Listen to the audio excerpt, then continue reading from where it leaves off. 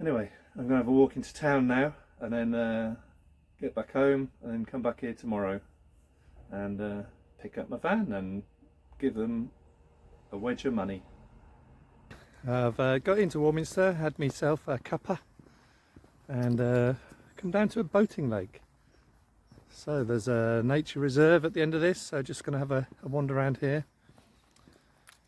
But when you look around vans, you're obviously comparing it with your own.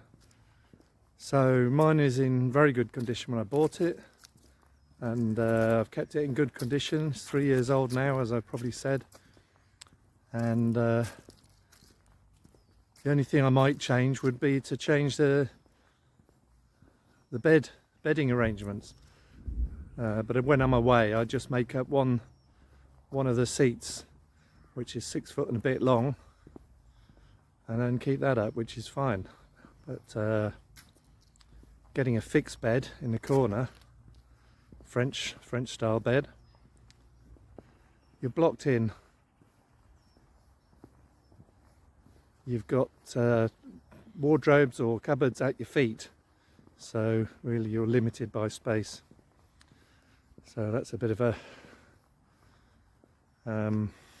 problem really.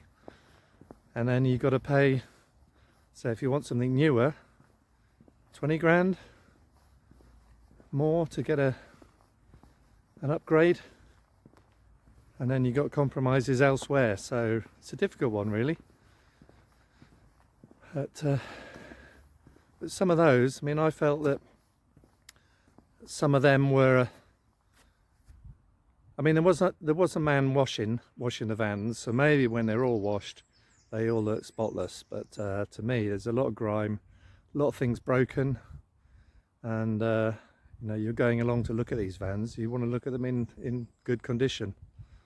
So I found that a little bit disappointing, but maybe I'm just a perfectionist. Anyway, let's have a little walk around this lake and then get train back to Salisbury. So I found myself at Smallbrook Meadows Nature Reserve. I'm about halfway along that. No, I'm about a quarter of the way along from the left. So I've got a pretty good walk to do. Hopefully see some nature. There we go, looked after by the Wiltshire Wildlife Trust. Leave no trace. Keep dogs on a lead.